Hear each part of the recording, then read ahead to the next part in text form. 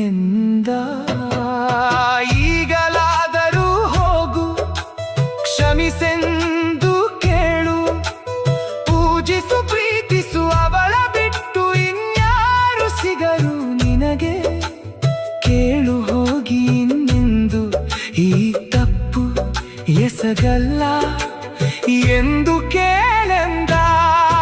ಈ ನಿನ್ನ ಅಂಧ ಮಕ್ಕಳನ್ನು ಕ್ಷಮಿಸು ತಾಯೇ ಅಮ್ಮ. ಈ ನಿನ್ನ ಮಕ್ಕಳ ಮೇಲೆ ಸದಾ ನಿನ್ನ ದಯೆ ಕೃಪೆ ಇರಲಿ. ನಾವು ನಿನಗೆ ಶರಣು ಶರಣು ಶರಣು ಶರಣು. ತಾಯಿ ತಾಯಿ